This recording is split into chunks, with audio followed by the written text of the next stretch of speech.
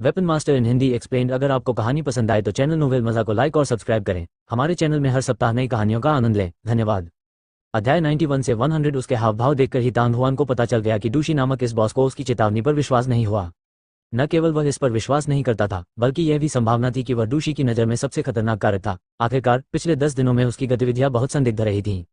उसके आसपास खड़े लोगों की आंखों से ऐसा लग रहा था मानो वे चोरों से पहरा दे रहे हों। जब वह डूशी के पास आ रहा था तो कई मार्शल योद्धाओं ने अपने हथियारों पर हाथ रख लिया था और उसके शब्दों को सुनने के बाद उन्होंने भी डूशी की तरह व्यवहार किया। उनके भाव उपहास से भरे हुए थे। तांग हुआन समझाने में बहुत आलसी था। उसने लगाम खींची और अपने घोड़े को रोक दिया। जैसे ही गाड़ी आगे बढ़ी, एक लंबा और मजबूत युवक जो तांग हुआन के पास से गुजर रहा था ने उसे गुस्से से देखा और फिर जोर से हंसते हुए कहा, तुम रहस्यमय होने का नाटक कर रहे थे, लेकिन अब तुम हमें याद दिला रहे हो कि आगे खतरा है। क्या यह अजीब बात नहीं है? यह सही है, यह सही है। मेरी राय में वही खतरे में है। फीनिक्स शहर हमारे सामने ही है, इससे क्या खतरा हो सकता है? सब लोग उस पर विश्वास मत करो। शुरू में वहां करने के लिए ज्यादा कुछ नहीं था, इसलिए उसे आपको किसी भी बात पर संदेह करने का मौका न दें। शायद यही उसका लक्ष्य है। हमें चीजों को गड़बड़ाना होगा ताकि उसे आगे बढ़ने का मौका मिले। जैसे ही उस मोटे आदमी ने बोलना समाप्त किया, वातावरण में हंसी गूंज उठी। तांग हुआन ने इसकी परवाह नहीं की और गाड़ी के पीछे पीछे चलता रहा। डूशी और अन्य लोगों को याद दिलाने के बाद उन्होंने अपना सर्वश्रेष्ठ प्रयास किया था। जहां तक इस बात का सवाल है कि वे इस बात पर विश्वास करते थे या नहीं, इसका उससे कोई लेना देना नहीं था। यदि उसे सचमुच कोई अप्रतिरोध्य खतरा नजर आए तो वह निश्चित रूप से समूह छोड़ने का अवसर लेगा। उनका और आसपास के गार्डों का काम वास्तव में केवल जानवरों के हमलों से निपटना था। उन्होंने पहले ही रास्ते में हमलों की कई लहरों को विफल कर दिया था। तांग हुआन के भाले के नीचे दर्जनों जंगली जानवर मर चुके थे। ये कहा जा सकता था कि वे 50 सोने के सिक्कों के अयोग्य थे। अपने जीवन को बर्बाद करने की कोई जरूरत नहीं थी। कुछ ही देर बाद समूह 100 मीटर खुले क्षेत्र से गुजरकर एक जंगल में प्रवेश कर गया। जंगल में रोशनी धीरे धीरे कम होती जा रही थी। आसपास के योद्धा बातें करते और हंसते रहे। वे समय समय पर तांग हुआन का मजाक उड़ाते थे, मानो उन्हें नहीं लगता था कि इस समय कोई खतरा आने वाला है। ये स्थान फीनिक्स शहर से बहुत दूर नहीं था, इसलिए बहुत कम लोग यहाँ लूट करना पसंद करते थे। हालांकि तांग हुआन उनसे अलग था। उसे जियाओ बुद्दीन की बातों पर पूरा विश्वास था। तांग हुआन ने अनुमान लगाया कि खतरा संभवतः जंगल में छिपा हुआ है। परिणाम स्वरूप जैसे ही वह जंगल में दाखिल हुआ, तांग हुआन ने स्वर्ग और पृथ्वी की क्यूई को उसकी सीमा तक सक्रिय कर दिया। उसके शरीर में आध्यात्मिक चक्र बहुत तेजी से घूमने लगा और आध्यात्मिक मध्यांतर के भीतर वास्तविक क्यूई पानी की तरह बहने लगी। उस क्षण तांग हुआन की इंद्रियां अपनी सीमा तक बढ़ गई थीं। एक क्षण के बाद तांग हुआन ने अपनी बाहें उठाई और बुदबुदाया, ची ची स्विश। तांग हुआन की दृष्टि में उसने अचानक बिना किसी चेतावनी के जंगल से पतली काली छायाओं की एक श्रृंखला को निकलते देखा, जो काफिले में 10 चरण 4 मार्शल मास्टर्स की ओर बिजली की तरह आकाश में चमक रही थी। प्यार प्यार प्यार प्यार प्यार प्यार प्यार प्यार प्यार प्यार प्यार प्यार प्यार प्यार प्यार प्यार प्यार प्यार। जंगल में कोई है, ध्यान से, ये तीर है। अचानक आश्चर्य से चीखें उठने और बंद होने लगी। तांग हुआन शांत रही और काफिले में मौजूद सभी लोगों से भी अधिक तेजी से प्रतिक्रिया की। जिस क्षण हवा के टूटने की आवाज आई, तांग हुआन ने पहले ही क्रिम्सन फ्लेम स्पीयर को हटा लिया था और भिनभिनाने की आवाज के बीच भाले के शरीर के चारों ओर लिपटी काली पट्टियां तुरंत गिर गई। लंबा भाला एक चमकदार लाल रोशनी में बदल गया और बिजली की तरह उसके पीछे घुस गया। डिंग डिंग। एक क्षण में तांग हुआन ने अपने भाले की नोक को कांपते हुए महसूस किया। लगभग एक ही समय में 2 धातुओं के टकराने की आवाजें निकलीं। आह आह आह। यह वह क्षण था जब दर्द की चीखें लगातार सुनाई दे रही थीं। उनमें से कुछ को बाहों में गोली लगी थी और कुछ को तो छाती में भी गोली लगी थी। बाई, दाई और दाई और लगभग एक ही समय में 10 काले कपड़े पहने हुए व्यक्ति प्रकट हुए। सभी के हाथों में लंबे धनुष थे तथा उनके चेहरे काले कपड़े से ढके हुए थे। 2 आंखें घूम गईं। तांग हुआन ने फिर पलक झपकते ही अपने पीछे देखा। सड़क पर 2-3 मीटर दूर 2 लंबे काले तीर गिरे थे और सड़क के किनारे लगभग 20 मीटर दूर काले कपड़े पहने 2 व्यक्ति खड़े थे। दोनों ने एक जैसे कपड़े पहने थे और जब उन्होंने तांग हुआन की ओर देखा तो उनकी आंखों में आश्चर्य के भाव दिखाई दिए। आगे की गाड़ी में डूशी की अभिव्यक्ति बहुत बदल गई। जैसे कि उसे उम्मीद नहीं थी कि तांग हुआन की बातें सच थीं, कि वास्तव में फीनिक्स शहर के पास लोग लूटपाट कर रहे होंगे और वे सभी बेहद मजबूत थे। अगर ऐसा नहीं होता तो उनके लिए केवल अपने धनुष पर भरोसा करके काफिले में इतने सारे लोगों को घायल करना संभव नहीं होता। हालांकि चूंकि डूशी ने अपने सामान के काफिले को फीनिक्स शहर में लाने की हिम्मत की थी, इसलिए उसने पहले भी कई तूफान देखे होंगे, इसलिए वह जल्दी से शांत हो गया। बड़ी मुश्किल से उसने मुस्कुराहट निकाली, अपने दोनों हाथों को आपस में जोड़ा और चिल्लाया, मेरे दोस्तों, हम यहाँ हैं। मारना, किसी को भी जीवित मत छोड़ो। इससे पहले कि डूशी अपनी बात पूरी कर पाता, काले कपड़े पहने एक व्यक्ति ने जोर से चिल्लाया, जिसके बाद उन 12 लोगों ने अपने धनुष फेंक दिए, अपने हथियार निकाले और आगे बढ़ गए। ये देखकर डूशी का चेहरा बेहद बदसूरत हो गया, लेकिन उसने तुरंत अपनी छाती से एक अंडे के आकार की लाल गेंद निकाली और धीरे से उसे चुटकी से दबाया, जिससे पेन की आवाज आई। लाल रोशनी का एक गोला आसमान में उठा और तुरंत ही हजारों मीटर ऊपर फट गया। आतिशबाजी की तरह यह अत्यंत चमकदार था। शायद 12 काले कपड़े पहने लोगों को पहले से ही डूशी की इस कार्रवाई की उम्मीद थी और उनके कदमों पर जरा भी असर नहीं पड़ा। वे सभी स्टेज 5 मार्शल मास्टर हैं, लेकिन इस समय मार्शल योद्धाओं के पहरेदारों के बीच एक युवक सदमे में चिल्लाया। दुश्मन पक्ष में 12 स्टेज 5 मार्शल मास्टर्स शामिल थे, जबकि उनके अपने पक्ष में केवल 2 स्टेज 5 मार्शल मास्टर्स, डूशी और यिनफेई शामिल थे। उन दोनों की ताकत में इतना अंतर था कि अगर वे बलपूर्वक प्रतिरोध करते तो पूरी तरह नष्ट हो जाते। पलक झपकते ही किसी ने काले कपड़े पहने आदमी के बीच की खाई की ओर अपनी नजर घुमाई, जो भागना चाहता था। सभी लोग घबराए नहीं, मैंने पहले ही संकेत दे दिया है कि फीनिक्स शहर से शीघ्र ही विशेषज्ञों की सहायता आएगी। अपने आसपास के माहौल को भांपते हुए डूशी के चेहरे पर और भी अधिक गुस्सा आ गया और वह तुरंत चिल्ला पड़ा, लेकिन अगले ही क्षण उसने किसी भी अन्य बात की परवाह न करते हुए अपना दाहिना हाथ आगे बढ़ाकर सबसे तेज गति से गाड़ी से अपना ब्लेड निकाला और उस काले कपड़े पहने आदमी की ओर बढ़ा जो उसकी ओर तेजी से बढ़ रहा था।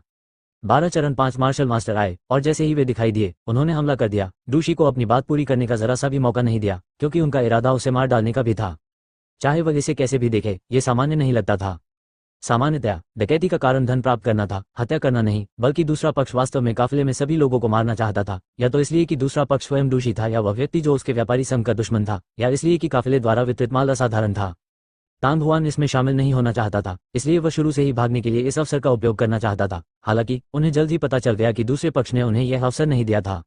उसके पीछे काले कपड़े पहने 2 व्यक्तियों में से एक ने अपना हथौड़ा लहराया और उसकी ओर दौड़ा। हथौड़ा वॉशबेसिन जितना बड़ा था और उसका हैंडल लगभग 1 मीटर लंबा था। यह बहुत भारी लग रहा था और इसका पूरा शरीर एक तेज सुनहरी रोशनी उत्सर्जित कर रहा था। ऐसा लग रहा था मानो वह अत्यंत हिंसक आभा उत्सर्जित कर रहा हो। किंगफिग फ्लोटिंग फेदर यिनफी की भूमिका जो इस दोस्त ने निर्धारित की है, दिखाई दी है। फूल भेजते हुए इस मित्र को कृपया पुस्तकों के शीर्ष पर एक भी चैट छोड़ देना चाहिए। ओह, इसके अलावा हर दिन 6 बजे समाप्त होने वाला है। कल से हम अस्थायी रूप से यिनफी के 2 या 3 दौर आयोजित करेंगे। ये देखकर तांग हुआन के चेहरे पर व्यंग्यात्मक मुस्कान उभर आई। प्यार प्यार प्यार प्यार प्यार प्यार प्यार प्यार प्यार प्यार प्यार प्यार प्यार प्यार प्यार प्यार प्यार प्यार। पैरों के हल्के से धक्के से उसका शरीर काठी से उठकर हवा में उड़ गया। उसके हाथों में मौजूद लाल ज्वाला भाला एक गुंजन पैदा करता है और एक अतुलनीय रूप से चमकदार और चकाचौंध करने वाली लाल रोशनी के साथ फूट पड़ता है, और भाले का शरीर एक अग्नि ड्रैगन की तरह होता है जो अपनी मान से बाहर आ गया हो। तांग हुआन के हमले को देखकर काले कपड़े पहने आदमी की आंखों में उपहास की चमक आ गई। उसके हाथ में हथौड़ा तेजी से आगे बढ़ा। बम! क्षण भर में ज्वलंत लाल भाले की नोक हथौड़े के शरीर पर गिर पड़ी। तेज आवाज के बीच अजेय शक्ति क्यूई सभी दिशाओं में फैल गई, और जैसे कि काले कपड़े पहने व्यक्ति को भारी झटका लगा हो, उसके पास सदमे में चिल्लाने के लिए पर्याप्त समय ही था, इससे पहले कि वह अपने हथौड़े के साथ बाहर फेंक दिया गया। कुछ मीटर दूर जमीन पर भारी रूप से टूट गया। धूल और रेत चारों ओर उड़ने लगी और बड़े हथौड़े से जमीन पर एक गड्ढा भी बन गया। अगले ही क्षण काले कपड़े पहने आदमी उछल पड़ा, लेकिन इससे पहले कि वह संभल पाता, खून की एक बूंद उसके चेहरे पर ढके काले कपड़े पर छलक गई। हालांकि उसका दाहिना हाथ अभी भी बड़ा सुनहरा हथौड़ा पकड़े हुए था, फिर भी उसकी दोनों भुजाएं कांप रही थीं। कुछ ही दूरी पर काले कपड़े पहने एक लंबा आदमी, जिसने अभी अभी स्टेज 4 के मार्शल मास्टर को आधा काटा था, यह दृश्य देखकर आश्चर्यचकित हुए बिना नहीं रह सका। अगले ही क्षण उसके हाथ में पकड़ी 2 मीटर लंबी चौड़ी तलवार तांग हुआन की ओर इशारा कर रही थी, जो अभी अभी जमीन पर उतरी थी। सावधान रहो, इस चरण 4 मार्शल मास्टर के बारे में कुछ अजीब है। जब काले कपड़े पहने उस आदमी ने, जिसके हाथ में बड़ा सुनहरा हथौड़ा था, यह देखा तो वह चिल्लाकर याद दिलाने से खुद को रोक नहीं सका। हुन्फ! बड़े आकार के आदमी ने ठंडी सांस ली। उसने एक बड़ी छलांग लगाई और उसके हाथ में लंबा ब्लेड एक हरे इंद्रधनुष में बदल गया, जो तांग हुआन की ओर तेजी से बढ़ गया। कृपान का वार सरल और सीधा था, इसमें कोई अनावश्यक हरकत नहीं थी। जहां भी यह लंबा ब्लेड गुजरता था, ऐसा लगता था मानो सियान तूफान पैदा हो गया हो, जिससे रेत और चट्टानें उड़ने लगी। इसकी गति गड़गड़ाहट के समान थी, और यदि इसके सामने कोई पहाड़ी भी होती तो भी वह सियान रंग की ब्लेड से 2 भागों में विभाजित हो जाती। तांग हुआन की आंखें चमक उठी। उसके हाथ में लाल ज्वाला भाला एक आत्मिक सर्प की तरह फड़फड़ाया और सीधे बाहर निकल गया।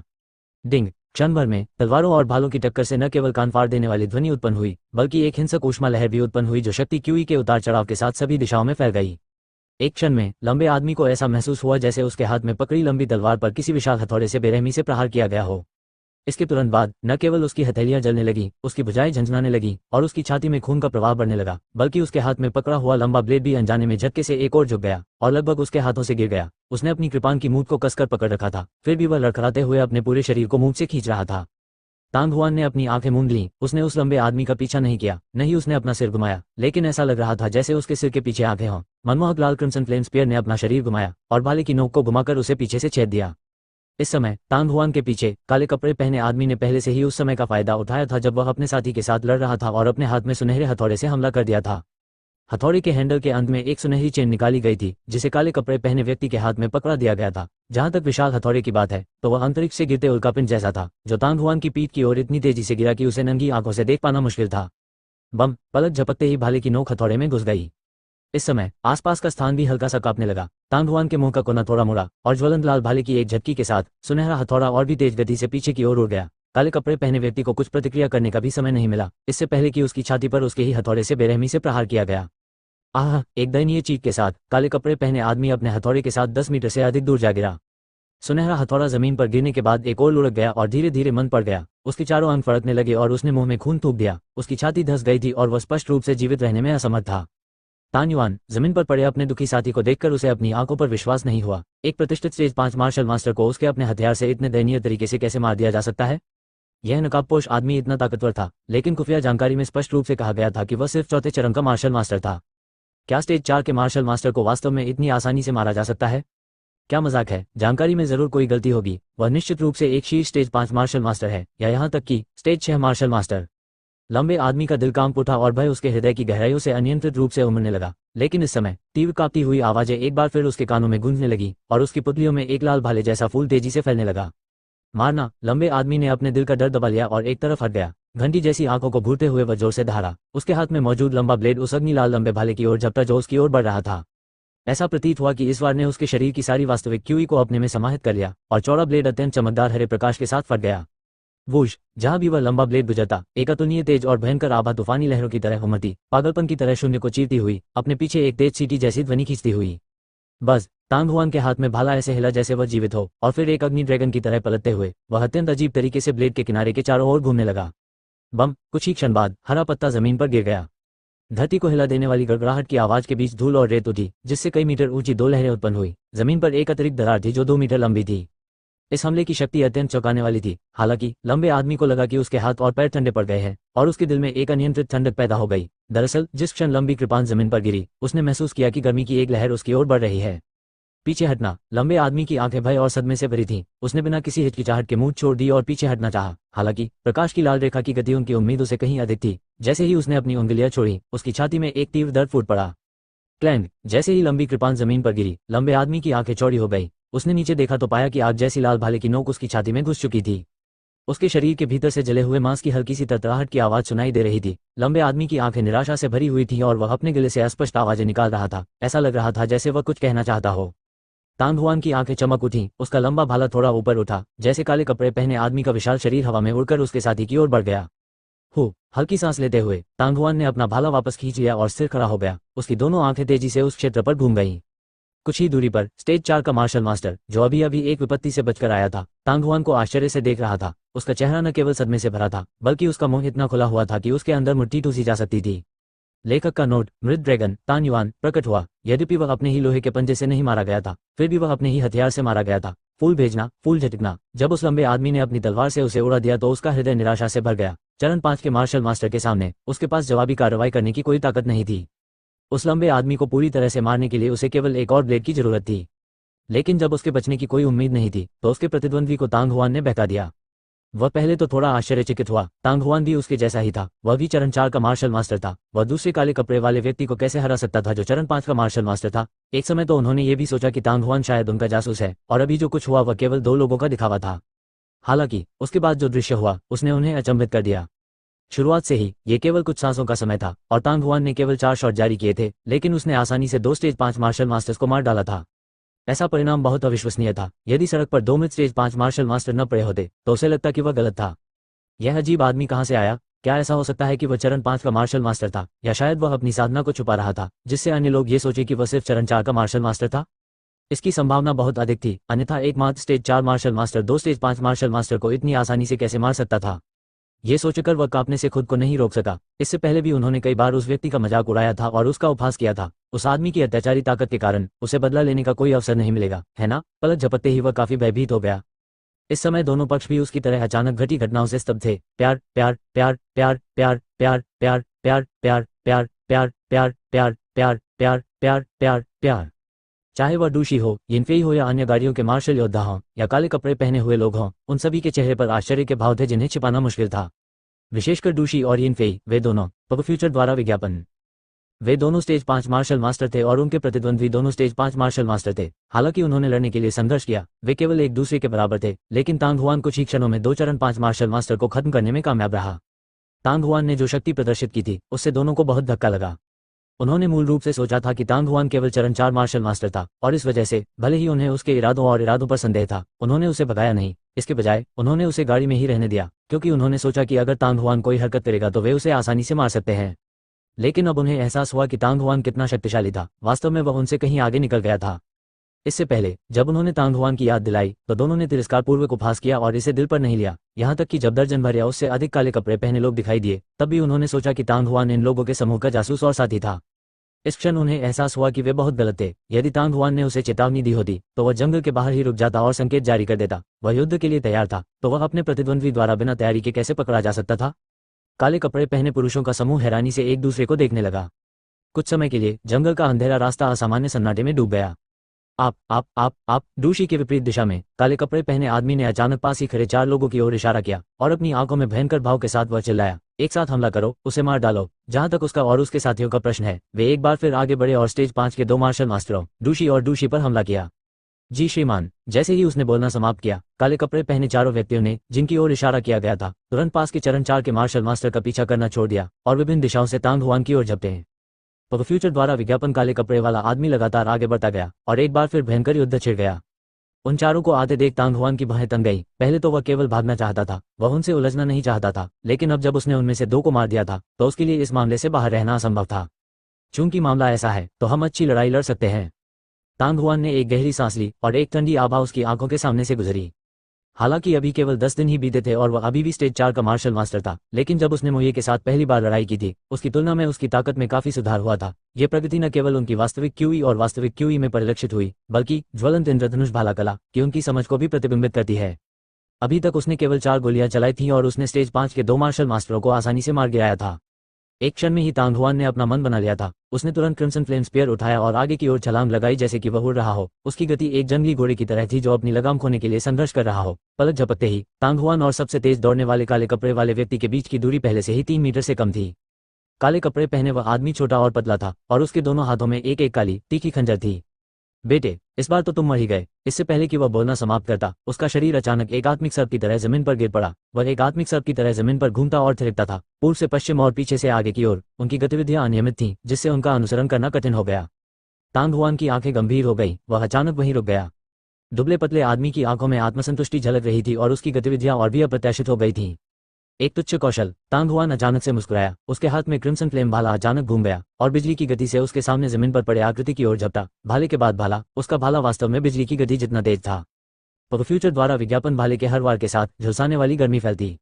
लंबा भाला ड्रैगन जैसा था और उसका प्रभावशाली स्वरूप इंद्रधनुष जैसा था। पलक झपकते ही तांग हुआन ने 1 दर्जन से अधिक भाले इतनी तेजी से मारे कि उन्हें नंगी आंखों से नहीं देखा जा सकता था। गंभीरता से, सच्ची आग की शक्ति, आप हथियार परिशोधक हैं। दुबला आदमी आश्चर्य से चिल्लाया। उसकी आंखों से आत्मसंतुष्टि तुरंत गायब हो गई। ऐसा लग रहा था जैसे उसका शरीर पिघलने वाला है। फिर एक बिल्ली के बच्चे की तरह जो टाका लगाने वाले लोहे पर पैर रख रहा हो, वह अचानक जमीन से ऊपर कूद गया और भट्टी से भागने के लिए तेजी से पीछे हट गया। ची। हालांकि जैसे ही वह उछला, अग्निलाल लंबा भाला भी उछला और छाया की तरह उसके पीछे पीछे चलने लगा। दुबले पतले आदमी की आंखें आश्चर्य से भर गई। उसके हाथों में मौजूद खंजर बहुत ही मुश्किल कोण पर आगे की ओर वार कर रहे थे और कुछ ही क्षणों के बाद खंजर भाले की नोक पर चिपक गए। हालांकि उस समय भाले की तीखी नोक उसकी छाती से 2 इंच से भी कम दूरी पर थी। तलवार की नोक से निकलने वाली गर्मी से उसकी छाती पर रखे कपड़े भी सिहर उठे। इतना ही नहीं, भाले के चारों ओर उमड़ती हुई शक्ति अत्यंत शक्तिशाली थी, जिससे उसे ऐसा महसूस हो रहा था कि जैसे वह उसे नियंत्रित नहीं कर सकता। उसे ये पूर्वाभास था कि 1 या 2 सांसों में ही भाला उसके हाथ में पकड़े खंजर के नियंत्रण से छूटकर उसकी छाती में जा धंसेगा और इस समय वह इसे छोड़ नहीं सकता था। मुझे बचाओ, मुझे बचाओ। दुबला पतला आदमी अत्यधिक भय से चिल्लाने से खुद को नहीं रोक सका। लगभग उसी समय जब उसके शब्द उसके मुंह से निकले, 2 काले लंबे ब्लेड और एक सफेद भारी तलवार एक ही समय में तांग हुआन की ओर बढ़ी। एक क्षण में तेज हवा सीटी बजाने लगी और ब्लेड और तलवार की तीखी आवाज अंतरिक्ष में फैलने लगी, जिससे सभी के सिर में झुनझुनी होने लगी। तांग हुआन ने अपने हाथ से भाला खींच लिया और तुरंत खंजर की क्लिप से बाहर निकल आया। दुबले पतले व्यक्ति के कष्ट सहने के बाद उसके पैर कमजोर हो गए और वह थककर जमीन पर बैठ गया। हालांकि तांग हुआन का भाला एक अग्नि ड्रैगन की तरह था, इशारा करता हुआ, छेदता हुआ, व्यापक, ध्वस्त करता हुआ। काले वस्त्र पहने 3 व्यक्तियों के साथ भयंकर युद्ध करते समय भाले की शक्ति अप्रत्याशित रूप से बदलती रही। शक्ति क्यों हिंसक रूप से घूम गई, क्योंकि विस्फोटों की आवाजें लगातार गूंज रही थीं।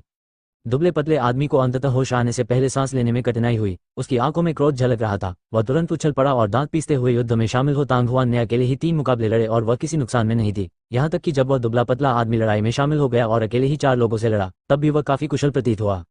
जैसे जैसे लड़ाई आगे बढ़ती गई, चारों व्यक्ति उतने ही अधिक सदमे में आ गए। शुरुआत से लेकर अंत तक तांग हुआन ने किसी भी आक्रामक कौशल का उपयोग नहीं किया। उसके हाथ में भाला केवल भाले की सबसे बुनियादी गतिविधियों को प्रदर्शित करता था। हालांकि प्रत्येक भाले का वार आश्चर्यजनक रूप से तेज था और प्रत्येक भाले के वार में एक अत्यंत शक्तिशाली असली क्यूई निहित थी। यद्यपि उसकी गतिविधियां अत्यंत सरल और प्रत्यक्ष थीं, फिर भी वह अत्यंत बड़ी मात्रा में शक्ति प्रदर्शित करने में सक्षम थी। विशेषकर उस समय जब उनके हथियार आपस में टकराए, तांग हुआन के भाले की विस्फोटक शक्ति और भी अधिक भयानक थी और कई बार तो चारों के हथियार उनके हाथों से छूटकर गिरने ही वाले थे। हालांकि जिस कारण से वे चारों सबसे अधिक कांप रहे थे, वह भाले से निकलने वाली गर्मी थी। तांग हुआन के चारों ओर 2 मीटर के दायरे में ऐसा लग रहा था जैसे आग की लपटें उड़ रही हों, और थोड़ा सा संपर्क होने पर वह अत्यधिक गर्म हो गया। थोड़ी ही देर में गर्मी के कारण वे चारों पसीने से भीग गए और उनके कपड़े भी पूरी तरह भीग गए। क्या ये हो सकता है कि यह व्यक्ति न केवल स्टेज 6 मार्शल मास्टर है, बल्कि एक उच्च रैंकिंग हथियार परिशोधक भी है? अन्यथा सच्ची अग्नि की शक्ति इतनी प्रबल कैसे हो सकती है? दुबले पतले आदमी को और भी अधिक आश्चर्य हुआ। समय समय पर वह अपने साथी की ओर देखता और उसकी आंखों में आश्चर्य देख सकता था, जो दिन प्रतिदिन गहरा होता जा रहा था। जबकि 4 चरण 5 मार्शल मास्टर उसे घेरने और हमला करने के लिए संघर्ष कर रहे थे, तांग हुआन और अधिक साहसी होता जा रहा था। जितना अधिक वह लड़ता, उतना ही अधिक उसे महसूस होता कि ज्वलंत इंद्रधनुष भाला कला अतुलनीय रूप से अद्भुत थी। अनजाने में ही वह अत्यंत रहस्यमय मनस्थिति में डूबा हुआ प्रतीत हो रहा था। अनजाने में तांग हुआन ने ज्वलंत इंद्रधनुष भाला कला की दूसरी शैली की दहलीज को छू लिया था। इस ज्वलंत इंद्रधनुष भाला कला के कुल 6 रूप थे। पहला था प्रेरी ब्लेज, दूसरा था बीकन स्मोक। बीकन के धुएं के साथ ही युद्ध शुरू होने वाला था। इस शैली में अत्यंत प्रबल संहारक मंशा समाहित थी। भाले की आभा के भीतर ऐसा प्रतीत होता था जैसे सुनहरे भाले और लोहे के घोड़े की दहाड़ की ध्वनि हो जो मन को झकझोर दे। तांग हुआन को जैसे किसी बात का ध्यान आ गया हो और उसने अपना भाला जोर से आगे बढ़ा दिया। पिछला अध्याय। अगला अध्याय। बूम! एक भयावह गर्मी की लहर धुएं के एक स्तंभ की तरह आकाश में उठी और एक अतुलनीय हिंसक हत्या की मंशा तेजी से फैल गई। कुछ मीटर की परिधि वाला यह स्थान युद्ध के मैदान की लघु छवि में बदल गया था, जिसमें धातु के खुरों की गड़गड़ाहट, तलवारों की रोशनी, प्रकाश की रक्तिम धाराएं और हत्या की मंशा हवा में भरी हुई थी। इस समय चारों व्यक्ति आश्चर्य व्यक्त करने से खुद को रोक नहीं सके। स्पष्टतः आग जैसे लाल रंग के भाले की नोक किसी की ओर इशारा नहीं कर रही थी, लेकिन सभी को लग रहा था कि वे ही निशाना है, वे लक्ष्य थे। उन्हें ऐसा महसूस हुआ जैसे कि वे भाले की नोक से मजबूती से जकड़े गए हैं और उससे बचकर निकलने में असमर्थ हैं। चारों के शरीर अकड़ गए और उनके दिलों में भय और निराशा फैल गई। हालांकि जब उन चारों को लगा कि वे मर चुके हैं, तो अग्निलाल लंबा भाला अचानक हवा में रुक गया और भयानक हत्या की मंशा तुरंत समाप्त हो गई। अफसोस की बात है, तांग हुआन अचानक उस अद्भुत स्थिति से जाग गया। उसके दिल में थोड़ा अफसोस महसूस हुआ।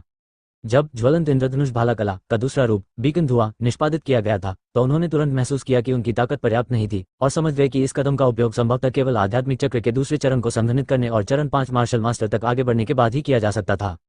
हालांकि तांग हुआन का पछतावा जल्द ही उसकी खुशी से दूर हो गया।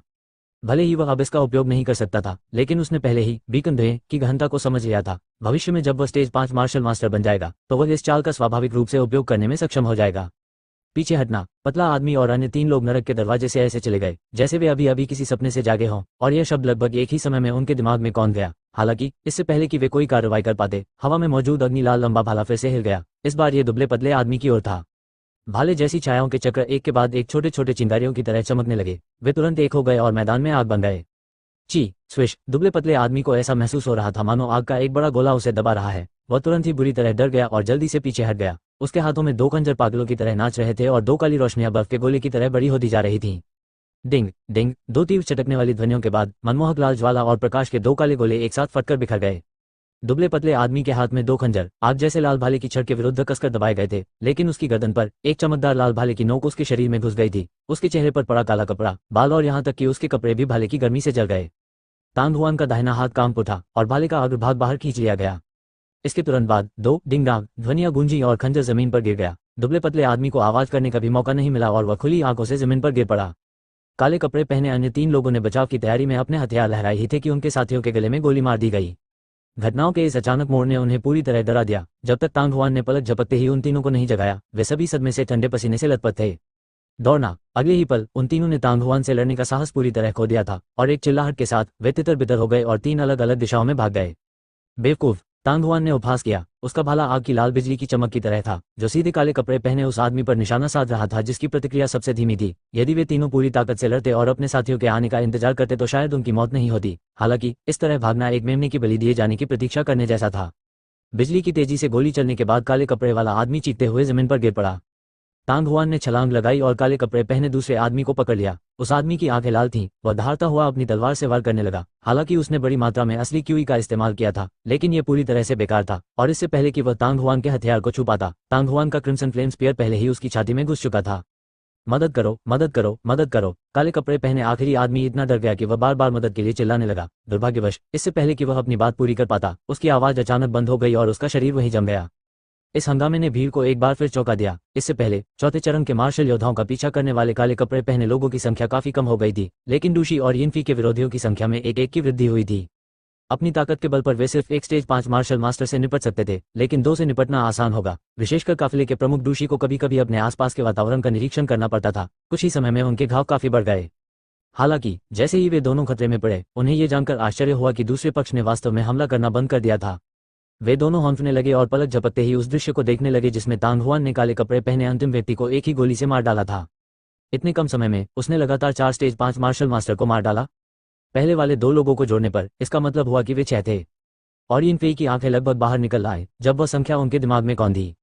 केवल वे ही नहीं, काले कपड़े पहने शेष 6 व्यक्ति भी अवाक रह गए। इससे पहले उन्होंने दोनों पक्षों को एक दूसरे पर वार करते देखा था। किसने सोचा था कि एक उंगली के इशारे से स्थिति इतनी बदल जाएगी। धमाका। इस समय जमीन अचानक से हल्की सी हिली। दूर से एक हल्की गड़गड़ाहट की आवाज आ रही थी जो धीरे धीरे और भी तेज होती जा रही थी। प्यार प्यार प्यार प्यार प्यार प्यार प्यार प्यार प्यार प्यार प्यार प्यार प्यार प्यार प्यार प्यार प्यार प्यार। सुदृढ़ीकरण आ रहा है। डूशी की आंखें चमक उठी और वह जोर से हंसने से खुद को रोक नहीं सका। पीछे हटना। डूशी के सामने काले कपड़े पहने एक आदमी एक सपने से जागा हुआ लग रहा था और तांग हुआन को उग्रता से देख रहा था। रुकना, तुम बच नहीं पाओगे, डूशी चिल्लाया, लेकिन उन्हें रोकने में असमर्थ था। शेष काले वस्त्रधारी व्यक्ति भी होश में आ गए। वे लगभग एक ही समय पर चले गए। उनके पास अपने साथियों की लाशें ले जाने का भी समय नहीं था। कुछ ही क्षणों में वे बिना किसी निशान के गायब हो गए। उनके चले जाने पर शेष सभी मार्शल योद्धा जमीन पर बैठ गए। यद्यपि गाड़ी पर रखा सामान नष्ट नहीं हुआ, परंतु अभी अभी हुए भीषण युद्ध के कारण उस क्षेत्र में बहुत सारी लाशें गिरी थीं। काले कपड़े पहने 6 लोगों में से 7 या 8 मार्शल योद्धा मारे गए थे और 20 से अधिक अभी भी जीवित थे। तांग हुआन ने अपनी नजरें हटा ली, कपड़े की पट्टी को वापस लिया और उसे क्रिम्सन फ्लेम स्पीयर के चारों ओर लपेट दिया। जाने से पहले काले कपड़े पहने लोगों के चेहरे को देखकर ही तांग हुआन को पता चल गया था कि वे शायद उसके खिलाफ द्वेष रखेंगे। हालांकि तांग हुआन को इसकी परवाह नहीं थी। उसने अब एक मुखौटा पहना हुआ था और इसे उतारने के बाद वह तैयार हो जाएगा। जब तक वह अपने हथियार को प्रकट नहीं करने के लिए सावधान रहेगा, उसे पहचानना आसान नहीं होगा। छोटे भाई, मुझे सचमुच खेद है, मैंने आपको गलत समझा। यदि आप न होते तो हम में से कोई भी जीवित नहीं बच पाता। अचानक एक आवाज निकली, लेकिन डूशी लंगड़ाते हुए तांग हुआन के पास चला गया। उसका चेहरा शर्म और पछतावे से भरा हुआ था। उसका चेहरा नाजुक और सुंदर था। उसका शरीर लंबा और पतला था। उसके सिर के पीछे लंबे बाल थे और उसके हाथ में एक काला भाला था। उसके बाएं कंधे से लेकर दाहिनी पसली तक तथा छाती और पेट के बीच एक लंबा और संकरा घाव फैला हुआ था जो खून से पूरी तरह लाल हो गया था। यह व्यक्ति यिन फेई था जो काफिले में दूसरे चरण 5 का मार्शल मास्टर था। भाई, इन दिनों मैं तुम्हें दोष देकर गलत था। मैंने सोचा था कि आपके पास कोई योजना नहीं है और मैं आपके प्रति अनादरपूर्ण व्यवहार करूंगा। कृपया मुझे माफ कर दो, छोटे भाई। यिन फेई ने भी अपने हाथों को कप के आकार में बनाया और उसकी आंखों में क्षमा याचना भरी नजर थी। ये ठीक है। तांग हुआन ने जब ये सुना तो वह मन मन मुस्कुराया। जब उन्होंने काफिले में गार्ड के पद के लिए आवेदन किया था तो उन्होंने अपना असली नाम नहीं बल्कि एक नकली नाम येजे का इस्तेमाल किया था। ये वास्तव में उनके पिछले जन्म के एक छात्र का नाम था। तांग हुआन के शब्दों को सुनकर डूशी और यिन फेई को और भी अधिक दोषी महसूस हुआ और आसपास के मार्शल योद्धा शर्म से अपना सिर झुकाने से खुद को रोक नहीं सके। पिछला अध्याय, विषय सूची। रास्ते में हालांकि तांग हुआन काफिले का पीछा कर रहा था, लेकिन भीड़ ने उसे अलग थलग कर दिया। यहाँ तक कि जब तक काले कपड़े पहने पुरुषों का समूह प्रकट नहीं हुआ, तब तक तांग हुआन के करीब स्थित मार्शल योद्धा अभी भी उसके छिपे हुए हमले के खिलाफ सतर्क थे। हालांकि किसी को उम्मीद नहीं थी कि यह व्यक्ति जो चोर से बचने के लिए खड़ा दिख रहा था, अंत में उनका रक्षक बन जाएगा। जैसा कि डूशी ने कहा था, यदि तांग हुआन न होता तो पूरा काफिला पूरी तरह नष्ट हो जाता। तांग हुआन ने सबसे पहले 2 स्टेज 5 मार्शल मास्टर्स को मार डाला, फिर दूसरे पक्ष से 4 स्टेज 4 मार्शल मास्टर्स को आकर्षित किया। अन्यथा जब तक 6 लोग एक साथ डूशी और यिन फेई पर हमला करते, वे 6 लोग आसानी से लड़ाई को समाप्त कर सकते थे। उस समय यदि अतिरिक्त बल आ भी जाता तो वे केवल जमीन पर पड़ी लाशें ही देख पाते। छोटा भाई बहुत उदार है, लेकिन इससे मुझे और भी शर्म आती है। डूशी ने अफसोस से आह भरी और चेहरे पर कड़वी मुस्कान के साथ पलक झपकते ही उनकी ओर देखा। अगर मैंने छोटे भाई की चेतावनी पहले सुन ली होती तो मेरा नुकसान इतना भारी नहीं होता। तांग हुआन ने अपना भाला अपनी पीठ पर लटका लिया और चुप रहा, लेकिन उसका दिल अनुमानों से भरा था। अचानक घटित हुई यह डकैती अत्यंत विचित्र थी। डूशी महज 5वें चरण का मार्शल मास्टर था। यदि बदला लेने की बात की जाए तो 12 स्टेज 5 मार्शल मास्टर को आकर्षित करना निश्चित रूप से असंभव था। यदि तांग हुआन का अनुमान सही था तो संभवतः दूसरा पक्ष अभी भी सामान लेने आया होगा। तांग हुआन की जानकारी के अनुसार ये सभी गाड़ियां हेमेटाइट ले जा रही थीं, लेकिन अब ऐसा लगता है कि हेमेटाइट का उपयोग संभवतः इसे छिपाने के लिए किया गया था या वास्तव में किसी ऐसी चीज को ले जाने के लिए किया गया था जो शायद उससे भी अधिक कीमती थी। यदि यह वास्तव में केवल हेमेटाइट था तो जब तक लुटेरे मूर्ख नहीं होते वे कभी भी फीनिक्स शहर के पास रहने का विकल्प नहीं चुनते। आखिरकार यदि उन्होंने इतना सारा हेमेटाइट लूट भी लिया तो भी उन्हें कम समय में ले जाना असंभव होगा। हालांकि तांग हुआन को अपने दिल में इस पर संदेह था, फिर भी उसने आगे जांच नहीं की। यदि वह इस तरह की चीजों के बारे में बहुत अधिक जानता है तो इससे अन्य परेशानियां उत्पन्न हो सकती है। चूंकि फीनिक्स शहर आने वाला था, इसलिए वह शहर में प्रवेश करने के बाद अपने रास्ते चला गया। बूम! जमीन और भी जोर से कांपने लगी। कुछ ही देर बाद सड़क के अंत में काले लोगों का एक समूह दिखाई दिया। कम से कम 100 लोग अच्छे घोड़ों पर सवार होकर हवा की तरह दौड़ रहे थे। सामने एक मोटा आदमी खड़ा था जिसका चेहरा सांवला था। हालांकि उन्होंने सफेद लबादा पहना हुआ था जिससे वे अजीब लग रहे थे। बूढ़ेडू, क्या आप ठीक है? घोड़ा अभी रुका नहीं था, लेकिन सफेद वस्त्र पहने आदमी पहले ही काठी से उछलकर ऊपर आ गया था और तुरंत 1 दर्जन मीटर खाली जगह पार करके डूशी के सामने उतर गया था और उत्सुकता से पूछ रहा था, वह चीज कहाँ है? क्या वह अभी भी वहाँ है? डूशी ने तुरंत जवाब दिया, मैं ठीक हूँ, चीज भी यही है। 12 स्टेज 5 मार्शल मास्टर आ चुके हैं, 6 मर चुके हैं और शेष 6 उस दिशा की ओर भाग गए हैं। अच्छी बात है। सफेद वस्त्र पहने व्यक्ति ने राहत की सांस ली, फिर ठंडी हंसी हंस दी। वे बच नहीं पाएंगे। बोलते हुए वह पलटा और उन सैकड़ों लोगों पर चिल्लाया जिन्होंने अभी अभी अपने घोड़ों की लगाम लगाई थी। घोड़ों से उतर जाओ और वहां खोज करो। उनमें से एक को भी भागने न दें। अगर वे जीवित है तो उनकी लाशें देखो। जी श्रीमान। कानफुरु कोलाहल के बीच एक 700 से अधिक लोग जमीन पर कूद पड़े और उस बलिष्ठ व्यक्ति द्वारा बताई गई दिशा की ओर तेजी से दौड़ पड़े। एक क्षण में वे बिना कोई निशान छोड़े गायब हो गए। सफेद लबादा पहने आदमी ने मुड़कर डूशी की ओर मुस्कुराते हुए कहा, बूढ़े डू, बुरा नहीं है, तुमने वास्तव में इतनी जल्दी 6 स्टेज 5 मार्शल मास्टर्स को मार डाला। जिन्होंने उन्हें मारा वह मैं नहीं था, बल्कि यह छोटा भाई येजे था। उन सभी छहों को उसने मार डाला। डूशी ने जोर से हंसते हुए तांग हुआन की ओर इशारा किया। ओह। काफी देर के बाद कारवां ने अंततः अपनी यात्रा जारी रखी। प्रत्येक गाड़ी के शाफ्टों पर मशालें जलाई गई थीं, जिससे पूरी सड़क प्रकाशित हो रही थी। तांग हुआन अभी भी काफिले के पीछे था और अभी भी लोग समय समय पर उसे देख रहे थे। लेकिन पहले से फर्क यह था कि अब उन निगाहों पर किसी उपहास का कोई खतरा नहीं था। इसके बजाय वे जिज्ञासा और प्रशंसा की तीव्र भावना से भरे हुए थे। सफेद गाउन पहने वह आदमी भी तांग हुआन के साथ साथ चल रहा था। वह तांग हुआन की पहचान जानने की कोशिश करते हुए बोला और बड़बड़ाया। कुछ ही देर में धुंधले और उदास रात के आसमान के नीचे एक चमकदार रोशनी वाला शहर तांग हुआन की नजर में आया। Phoenix city. उसके सामने स्थित फीनिक्स शहर बहुत बड़ा नहीं था और संभवतः आकार में उसका आधा ही था। शहर एक घाटी में स्थित था और शहर के पीछे जमीन पर एक अतुलनीय विशाल पर्वत श्रृंखला फैली हुई थी। रात अंधेरी थी। फीनिक्स शहर के सबसे बड़े अतिथि कक्ष के अंदर तांग हुआन पैर मोड़कर बैठा था। उसकी हथेली के चारों ओर लाल लौ का एक गोला घूम रहा था। गर्मी फैल रही थी और पूरा कमरा बेहद गर्म हो गया था। आग की लपटों में घिरे हुए उसने अपनी हथेली में पन्ने जैसे हरे तरल पदार्थ की एक गेंद पकड़ी हुई थी। ये तांग हुआन के पास मौजूद आखिरी मध्यम श्रेणी का रत्न था और इससे पहले 9 रत्न पहले ही जियो बुदियन के पेट में प्रवेश कर चुके थे। कुछ ही देर बाद तांग हुआन ने तैयार किया हुआ रत्न जियो बुदियन के मुंह में डाल दिया। 100 से अधिक रत्न गिरने के बाद जियाओ बुदियन के सिर पर लगे तीखे सींग से एक चमकदार सुनहरी चमक निकली। हालांकि उनकी चरम अवस्था की तुलना में यह अभी भी कम था। तांग हुआन के अनुमान के अनुसार अन्य 30 से 40 मध्यवर्ती रत्न पर्याप्त होंगे। हालांकि जियो बुदियन वास्तव में अभी भी गहरी नींद में था और वह अभी तक नहीं उठा था, जिससे तांग हुआन को और भी अधिक आश्चर्य हुआ। यदि वह आज शाम को प्रकट न हुआ होता और उसे चेतावनी भी न दी होती तो वह सोचता कि उस छोटे बच्चे को कोई बीमारी हो गई है। मुझे जल्द से जल्द कुछ रत्न प्राप्त करने का तरीका सोचना होगा, अन्यथा कल इस छोटे बच्चे का भोजन खत्म हो जाएगा। बिस्तर पर गहरी नींद में सो रहे जियाओ बुदियन को देखकर तांग हुआन खुद को हंसने से नहीं रोक सका। लेकिन ठीक बाद तांग हुआन की भौहें थोड़ी ऊपर उठी और उसने जल्दी से जियाओ बुदियन को कपड़े के अंदर छिपा दिया। भाई येजे। दस्तक दस्तक दस्तक। दरवाजा खटखटाया गया और डूशी की आवाज सुनाई दी। मैनेजर लेई, मैनेजर डू, आप दोनों का मुझसे क्या काम है? तांग हुआन खड़ा हुआ और दरवाजा खोला तो पाया कि केवल डूशी ही नहीं आया था, यहाँ तक कि काफिले को ले जा रहा मजबूत आदमी भी दरवाजे के बाहर था। फीनिक्स शहर में आने के बाद तांग हुआन को पता चला कि डूशी वास्तव में स्टार ओशन कॉमर्स का सिर्फ एक प्रबंधक था, जबकि लेई मिंग नामक व्यक्ति स्टार ओशन कॉमर्स का प्रबंधक था। वह फीनिक्स शहर में व्यापारी संघों की सभी दुकानों का प्रबंधन करता था और उसकी स्थिति और ताकत डूशी से अधिक थी। इस सराय की तरह यह भी स्टार ओशन कॉमर्स के व्यवसायों में से एक था। भाई येजे, भविष्य के लिए आपकी क्या योजनाएं हैं? डूशी ने कमरे में प्रवेश करते हुए मुस्कुराया और सीधे मुद्दे पर आ गया। मैं फैंग मिंग पर्वत में प्रवेश करने की योजना बना रहा हूँ। तांग हुआन ने अपने इरादे नहीं छिपाए। मूलतः फीनिक्स शहर में आए सभी मार्शल योद्धा अनुभव प्राप्त करने के लिए फैंग मिंग पर्वत पर जा रहे थे। यदि वे मूल महाद्वीप के पूर्वी क्षेत्र की ओर जाना चाहते थे तो उन्हें फीनिक्स शहरों की ओर जाने की कोई आवश्यकता नहीं थी, क्योंकि उनके पास कोई नजदीकी रास्ता होता। फैंग मिंग पर्वत वास्तव में प्रशिक्षण के लिए एक बहुत ही उपयुक्त स्थान है। डूशी ने थोड़ा मुस्कुराया और लेई मिंग के साथ एक नजर का आदान प्रदान किया, फिर अचानक विषय बदल दिया। भाई येजी, मुझे विश्वास है कि आप पहले से ही अनुमान लगा चुके हैं कि मैंने फीनिक्स सिटी को जो हेमेटाइट भेजा था वह सिर्फ एक आवरण था। असली चीज वास्तव में कुछ और है। ओह। तांग हुआन शांत और सहमत रहा। उसे इस बात में कोई दिलचस्पी नहीं थी कि डूशी वास्तव में क्या चाहता था। उसे ये जानने की जिज्ञासा हुई कि डूशी ने उससे ये शब्द क्यों कहे। उस चीज का नाम ड्रैगन क्रिस्टल है, डूशी ने अचानक कहा। Dragon crystal. तांग हुआन की आंखों में एक अजीब सी झलक दिखाई दी। पिछला अध्याय, विषय सूची। यदि यह अतीत की बात होती तो शायद वह इन 3 शब्दों से इतना प्रभावित नहीं होते। हालांकि अपने गुरु द्वारा छोड़े गए मैनुअल को पढ़ने के बाद उन्होंने इस ड्रैगन क्रिस्टल पर एक बहुत गहरी छाप छोड़ी थी। ड्रैगन क्रिस्टल की श्रेणी से इसे मध्यम श्रेणी का रत्न कहा जा सकता है, लेकिन यह एक प्रकार का रहस्यमय रत्न था जो हथियारों को लगातार अगले स्तर तक आगे बढ़ने की अनुमति दे सकता था। बेशक हथियारों के साथ लगातार स्तर बढ़ाने की रहस्यमय क्षमता प्राप्त करने के लिए एक और घटक की आवश्यकता थी, और वह था फीनिक्स फ्लेम एसेंस। फोर्जिंग प्रक्रिया के दौरान इन 2 सामग्रियों को एक साथ मिलाकर एक ड्रैगन फीनिक्स और एक फीनिक्स का निर्माण किया जाएगा, जिससे साधक का पूर्ण रूपांतरण हो जाएगा। एक मध्यम श्रेणी का हथियार जिसमें इन 2 सामग्रियों को शामिल किया गया है, यदि इसे लगातार अन्य सामग्रियों के साथ मिलाया जाए तो इसे धीरे धीरे उच्च श्रेणी के हथियार, एक स्वर्गीय श्रेणी के आयुध और यहाँ तक कि एक पवित्र हथियार में उन्नत किया जा सकता है जो दिव्य आयुध के बेहद करीब है। ऐसा लगता है कि भाई येजे को ड्रैगन क्रिस्टल के बारे में भी पता है। डूशी ने हंसते हुए कहा, ड्रैगन क्रिस्टल बहुत कीमती है।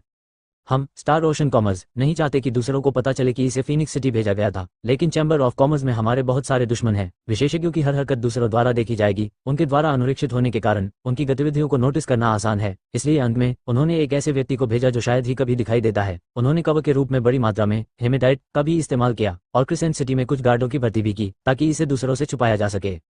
लेकिन किसने सोचा होगा कि दुश्मन को पता चल जाएगा और वह फीनिक्स शहर के बहुत करीब से हमला करने का फैसला करेगा, जबकि हम सबसे ज्यादा लापरवाह हैं। सौभाग्य से वे भाई येजे की मदद से ड्रैगन क्रिस्टल को बचाने में सफल रहे और उन्होंने उन लोगों को सफल नहीं होने दिया, अन्यथा मैं चैम्बर ऑफ कॉमर्स के लिए अपराधी बन जाऊंगा।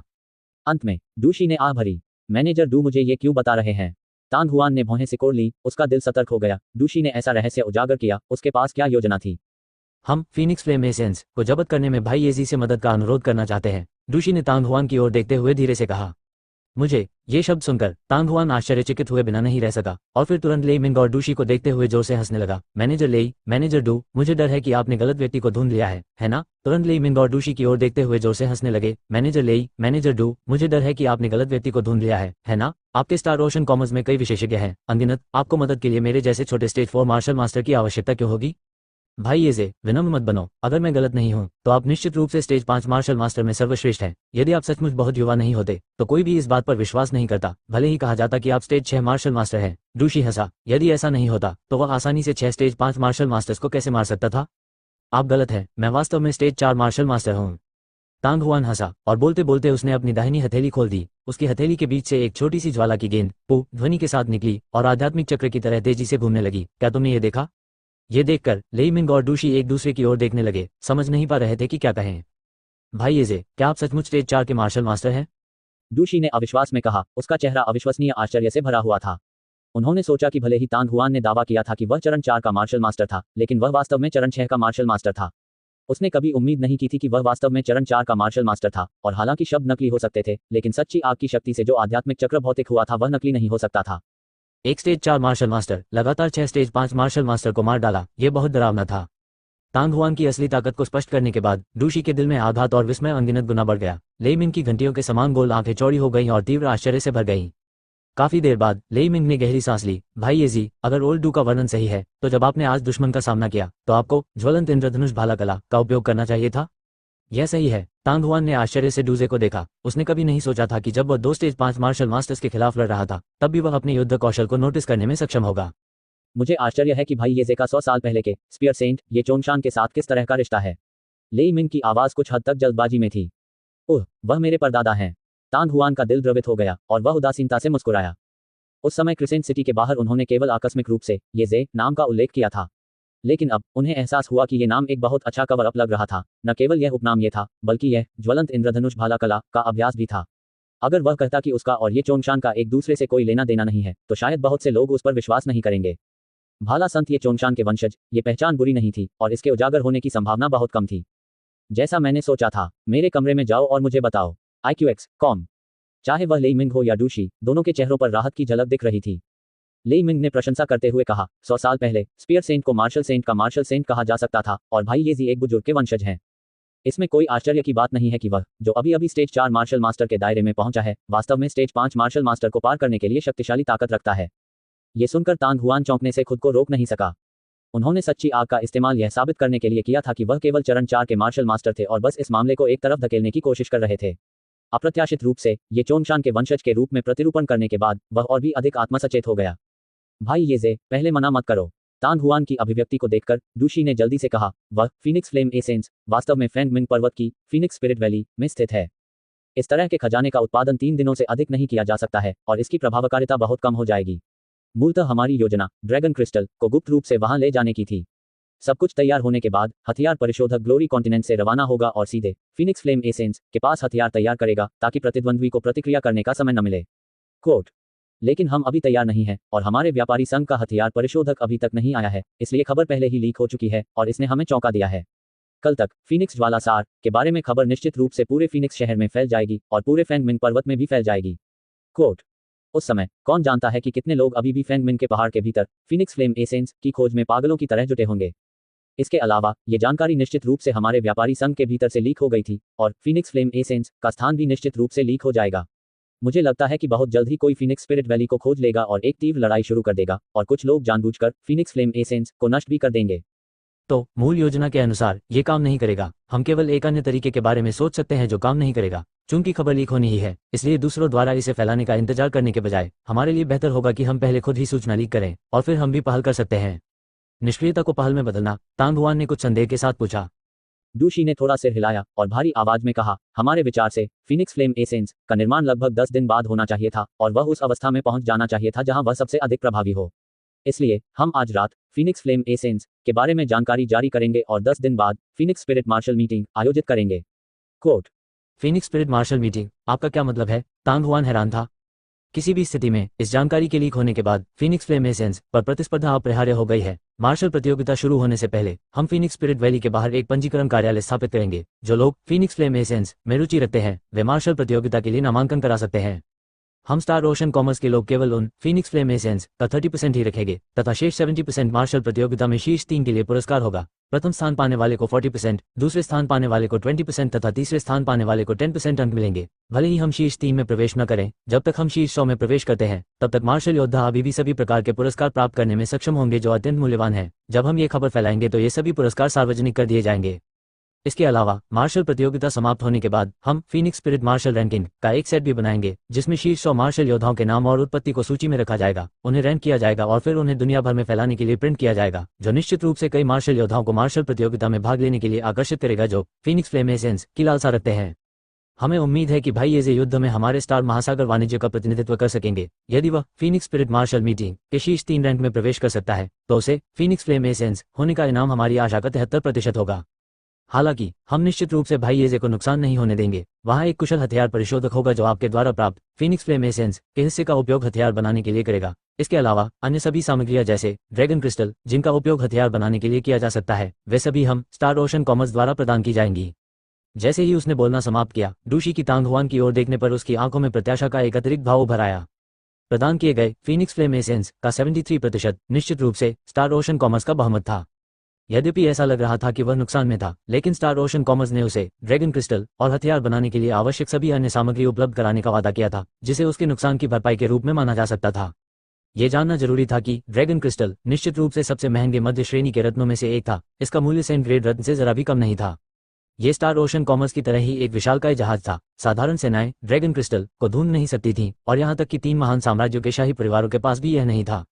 एक पल में तांग हुआन का दिल धड़क उठा, लेकिन एक पल में तांग हुआन का बुखार भरा मन फिर से शांत हो गया और वह खुद पर हंसा। मैनेजर लेई, मैनेजर डू, आप लोग मेरे बारे में बहुत अधिक सोचते हैं। यद्यपि मेरी वर्तमान शक्ति सामान्य स्टेज 5 मार्शल मास्टर को हरा सकती है, लेकिन अगर मैं एक शक्तिशाली स्टेज 5 मार्शल मास्टर या यहाँ तक कि एक स्टेज 6 मार्शल मास्टर से मिलता हूँ तो मैं बिना किसी संदेह के हार जाऊंगा। इस बारे में चिंता मत करो भाई येजे, लेई मिंग ने हंसते हुए कहा। ये फीनिक्स स्पिरिट मार्शल मीटिंग ऐसी चीज नहीं है जिसमें कोई भी भाग ले सकता है। जब हम अपनी फीनिक्स स्पिरिट मार्शल मीटिंग आयोजित करते हैं तो हम ये भी नियम बनाते हैं कि मार्शल प्रतियोगिता के सभी प्रतिभागियों को स्टेज 5 मार्शल मास्टर से अधिक मजबूत नहीं होना चाहिए। इस प्रकार भाई येजी, आपके पास जीतने का बहुत अधिक मौका है।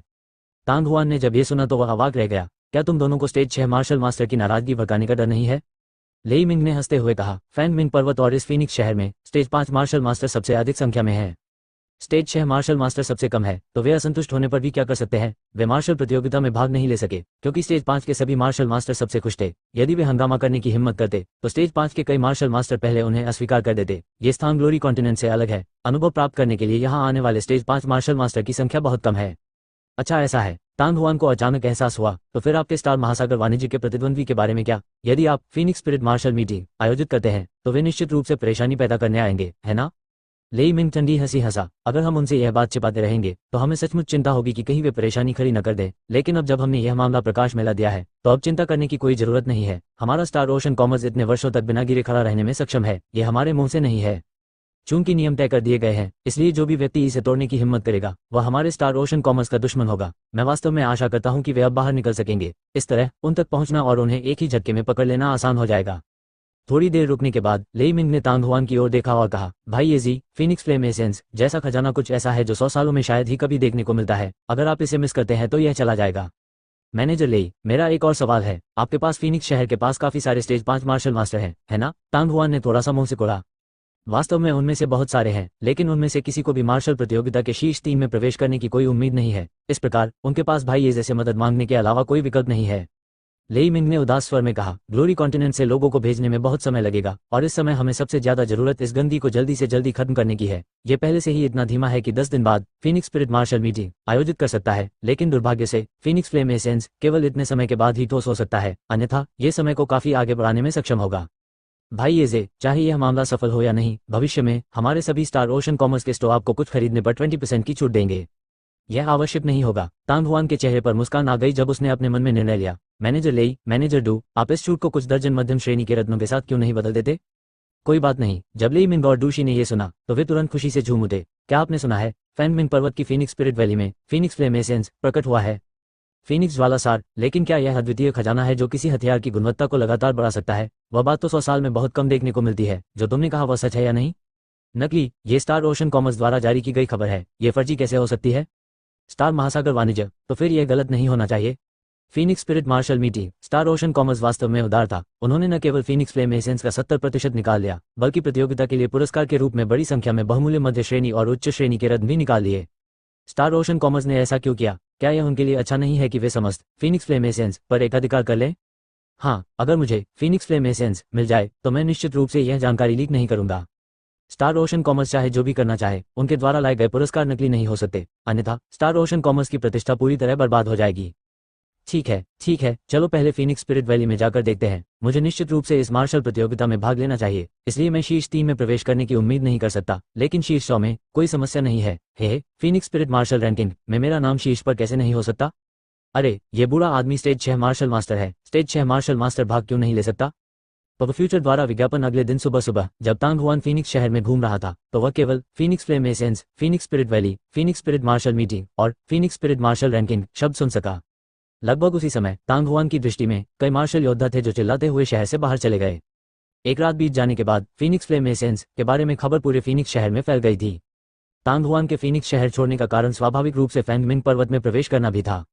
जब आकाश में रोशनी होना शुरू हुई तो डूशी ने व्यक्तिगत रूप से मध्यम श्रेणी के रत्न उन्हें सौंप दिए। यद्यपि वे मध्यम श्रेणी के रत्नों की तुलना नहीं कर सकते थे जो शान शान ने उन्हें फ्यूरियस वेव सिटी में उपहार में दिए थे, समग्र गुणवत्ता के संदर्भ में अभी भी कुल मिलाकर 120 थे। जब वे सभी भर गए तो खाली लकड़ी का बक्सा एक बार फिर से ऊपर तक भर गया। इन मध्यम श्रेणी के रत्नों के साथ ज़ियाओ बुदीन को फिलहाल अपने राशन के बारे में चिंता करने की आवश्यकता नहीं थी। तांग हुआन जितनी तेजी से चल सकता था चला गया। उसने दरवाजा छोड़ने से पहले ही अपना मुखौटा उतार दिया था और उसके चेहरे पर एक मुस्कान थी जो अपने मूल रूप में वापस आ गई थी, क्योंकि वह जल्दी से फीनिक्स सिटी से बाहर चला गया। शहर के बाहर रास्ते में और भी मार्शल योद्धा थे। ये कहना होगा कि लेई मिंग और डूशी का कदम बेहद चतुराईपूर्ण था। सबसे पहले वहां 70% फीनिक्स फ्लेम एसेंस और कई कीमती रत्न चारा के रूप में थे, और फिर वहां फीनिक्स स्पिरिट मार्शल रैंकिंग थी जो पूरे विश्व में फैल सकती थी। दोनों के तालमेल से उन्होंने तुरंत ही स्टेज 5 के सभी मार्शल मास्टर और स्टेज 5 के अधिकांश मार्शल मास्टर को फैंग मिंग पर्वत के भीतर इकट्ठा कर लिया। पब फ्यूचर द्वारा विज्ञापन इस बार की फीनिक्स स्पिरिट मार्शल मीटिंग परिणाम चाहे जो भी रहा हो, स्टार ओशन कॉमर्स अभी भी सबसे बड़ा विजेता था। बेशक अगर खबर लीक नहीं हुई तो स्टार ओशन कॉमर्स को कोई नुकसान नहीं होगा, लेकिन अगर खबर लीक हो गई तो फीनिक्स स्पिरिट मार्शल मीटिंग बुरी खबर को एक अच्छी चीज में बदल देगी। फीनिक्स फ्लेम एसेंस के लिए प्रतिस्पर्धा को एक व्यवस्थित लड़ाई में लाएगी। फीनिक्स फ्लेम एसेंस के नष्ट होने के जोखिम को लगातार कम करेगी और एक बड़ी प्रतिष्ठा भी हासिल करेगी। इस समय स्टार ओशन कॉमर्स मूलतः अजेय स्थिति में था। इसके अलावा स्टार ओशन कॉमर्स ने गुप्त रूप से लोगों को युद्ध के लिए आमंत्रित किया। यदि वे प्रथम स्थान प्राप्त कर सकें तो वे एक कदम आगे भी बढ़ सकते हैं। हालांकि तांग हुआन भी अच्छी तरह से जानता था कि वह निश्चित रूप से एकमात्र मार्शल योद्धा नहीं था जिसे स्टार ओशन कॉमर्स ढूंढ रहा था। लेई मिंग और डूशी निश्चित रूप से अपने सभी अंडे एक ही टोकरी में नहीं रखेंगे। तांग हुआन को इसकी बिल्कुल भी परवाह नहीं थी। फैंग मिंग पर्वत पर आने का उनका मुख्य उद्देश्य फीनिक्स ज्वाला सार नहीं था, बल्कि निर्वाण पवित्र अग्नि और फ्लेमिंग फीनिक्स राजा के शरीर पर दिव्य हथियार सूची का अवशेष था। यदि वह मार्शल प्रतियोगिता में शीर्ष 3 पर कब्जा कर सकता है, फीनिक्स फ्लेम एसेंस का एक हिस्सा हासिल कर सकता है और एक ऐसा हथियार बना सकता है जो लगातार आगे बढ़ सकता है, तो ये स्वाभाविक रूप से एक अप्रत्याशित आश्चर्य होगा। यदि वे इसे प्राप्त नहीं कर पाते तो कोई हानि नहीं होती। घृणास्पद, आप स्टार ओशन कॉमर्स से एक कदम पीछे हैं। फीनिक्स शहर के पश्चिमी हिस्से में एक शानदार झोपड़ी के अंदर जमीन पर पैर मोड़कर बैठा एक अधेड़ व्यक्ति राख जैसा हो गया। उसकी हथेली जोर से नीचे गिर गई, जिससे पत्थर की जमीन मकड़ी के जाले की तरह फट गई। वह लेई मिंग बहुत बड़ा और मोटा दिखता है। मैंने कभी नहीं सोचा था कि वह इतना चालाक होगा। हाँ, मुझे उम्मीद नहीं थी कि वे इतनी जल्दी प्रतिक्रिया देंगे। मध्यम आयु वर्ग के व्यक्ति के दूसरी ओर लाल कपड़े पहने एक महिला कड़वी हंसी हंसने से खुद को नहीं रोक सकी। अगर हम खबर जारी कर देंगे तो ये बहुत जल्दी फीनिक्स फ्लेम एसेंस के लिए प्रतिस्पर्धा शुरू कर देगा। एक बार जब सभी लोग इतना अधिक हत्या करने लगेंगे कि उनकी आंखें लाल हो जाएंगी तो इसे रोकना असंभव हो जाएगा। इस समय फीनिक्स सिटी और फैंग मिंग माउंटेन के मार्शल योद्धा संभवतः सभी मार्शल प्रतियोगिता की ओर बढ़ रहे हैं। बात करने वाली महिला की उम्र लगभग 24 से 25 साल थी। न केवल उसका चेहरा आकर्षक था, बल्कि उसका शरीर भी बेहद पतला था। हालांकि वह भी प्रार्थना की चटाई पर बैठी थी, फिर भी उसका सुडौल शरीर उसकी तंग पोशाक से स्पष्ट दिख रहा था। एक क्षण रुकने के बाद लाल वस्त्र वाली महिला ने अपना सिर उठाया और पूछा, झोंकांग, कल आए 12 लोगों में से कितने वापस आ गए हैं? एक भी नहीं, वे सभी मारे गए होंगे। झोंकांग नामक मध्यम आयु वर्ग का व्यक्ति असाधारण रूप से क्रोधित था। मैं मूल रूप से इस अवसर का उपयोग स्टार ओशन कॉमर्स को मूल महाद्वीप से बाहर निकालने के लिए करना चाहता था, लेकिन किसने सोचा था कि इसका परिणाम यह होगा। यह न केवल समय की बर्बादी है, बल्कि हमने इतने वर्षों से स्टार ओशन कॉमर्स में जो शतरंज के मोहरे बिछाए हैं, उनका समाधान एक ही झटके में हो सकता है। ये सब उस कूड़े के समूह के कारण है। 12 स्टेज 5 मार्शल मास्टर वास्तव में 2 स्टेज 5 मार्शल मास्टर के काफिले को संभाल नहीं सकते थे। लाल कपड़े पहने महिला ने मन ही मन कहा, इसमें जरूर कुछ गड़बड़ है। क्या हमने कुछ लोगों को कारवां में शामिल करने की व्यवस्था नहीं की थी? आप उसे क्यों नहीं बुलाते कि वह आकर देखे कि क्या हो रहा है? तो अगर मैं पूछूं तो क्या होगा? योजना विफल हो गई। झोंकांग की अभिव्यक्ति अत्यंत उदास थी। यद्यपि योजना विफल हो गई है, फिर भी हम स्टार ओशन कॉमर्स को इतनी आसानी से नहीं जाने दे सकते। लाल कपड़े पहने लड़की धीरे धीरे बोलते हुए अपनी आंखें मूंद रही थी। मुयान, तुम कहना चाहते हो? झोंकांग थोड़ा हैरान हुआ।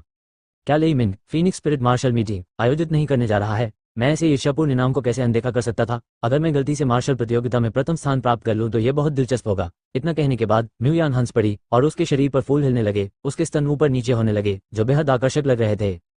ठीक है, चलो इसे करते हैं। वैसे भी ये फीनिक्स स्पिरिट मार्शल मीटिंग साधना तक सीमित है और उम्र तक नहीं। झोंकांग का रंग तुरंत उदास से साफ हो गया। वह हंसा, लेकिन जब उसने बात की तो वह अपने होठों को चाटने से खुद को रोक नहीं सका। म्यूयान की छाती को देखते हुए उसकी आंखों में लालच भरी नजर चमक उठी, लेकिन जब म्यूयान की नजर उस पर पड़ी तो उसकी आंखों का लालच तुरंत गायब हो गया और उसकी जगह गहरी दहशत ने ले ली। दुनिया के सभी स्टेज 5 मार्शल मास्टरों में से वास्तव में ऐसा कोई नहीं हो सकता जो इस महिला को हरा सके। निर्वाण पवित्र अग्नि फीनिक्स स्पिरिट वैली में है। 5 दिन बाद शाम को पहाड़ी जंगल में तांग हुआन अपने हाथों में 2 मानचित्रों को देखकर अचंभित रह गया। पिछला अध्याय विषय सूची। 2 मानचित्रों में से एक आध्यात्मिक अग्नि था जो गुई ने उसे हथियार शोधन प्रतियोगिता के समापन के बाद दिया था, और दूसरा फीनिक्स स्पिरिट वैली था जो डूशी ने उसे 5 दिन पहले दिया था। इससे पहले सराय में तांग हुआन ने दोनों की तुलना नहीं की थी। फीनिक्स स्पिरिट वैली के पास पहुंचने के बाद अचानक उसने दोनों मानचित्र निकाले और पाया कि निर्वाण पवित्र अग्नि का स्थान और फीनिक्स स्पिरिट वैली का स्थान एक ही था।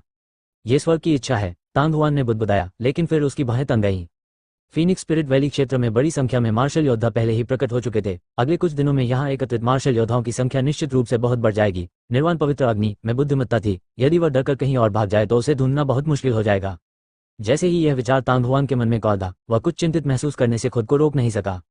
नक्शे को वापस अपनी छाती में रखने के बाद तांग हुआन आगे दौड़ने ही वाला था, लेकिन जैसे ही उसने 2 कदम आगे बढ़ाया वह रुक गया और पलक झपकते ही अपने बाएं सामने की ओर देखने लगा। कुछ ही देर बाद एक व्यक्ति लड़खड़ाता हुआ जंगल से बाहर आया। वह 16-17 साल की लड़की थी, जिसके हाथ में हल्के लाल रंग की तलवार थी। उसने काले रंग का चुस्त लबादा पहना हुआ था, जिससे वह काफी सुंदर लग रही थी। हालांकि उस समय उसके बाल अस्त व्यस्त थे और उसका चेहरा और कपड़े गंदे थे।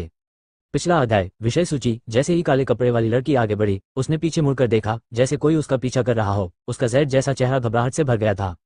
यह उसकी है। तांग हुआन ने अंततः उसका चेहरा स्पष्ट रूप से देखा और उसकी आंखों में आश्चर्य की झलक दिखाई दी।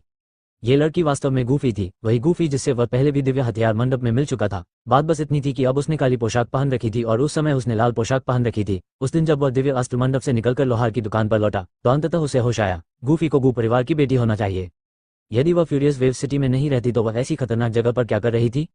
जिस तरह तांग हुआन को संदेह हो रहा था, उसी तरह गूफी ने भी तांग हुआन को नोटिस कर लिया था। उसके चेहरे पर उत्साह और खुशी के भाव थे जिन्हें छिपाना मुश्किल था, और उसने अपना मुंह खोला और तांग हुआन का नाम पुकारने लगा। लेकिन कुछ ही देर बाद उसे कुछ याद आ गया और उसने अपने लाल होठों को भींच लिया। उसने अपनी दिशा बदली और एक और भाग गई।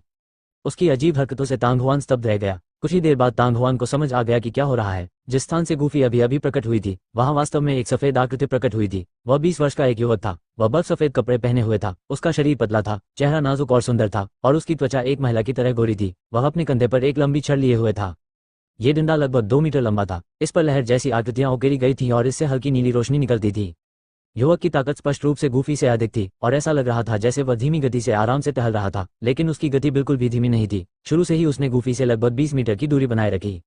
तांग हुआन के संबंध में जो उससे ज्यादा दूर नहीं थी। युवक ने उसकी ओर से आंखें मूंद लीं और केवल उस युवा लड़की के साथ खेलता रहा, जो एक छोटी बिल्ली की तरह घबराहट में भाग रही थी।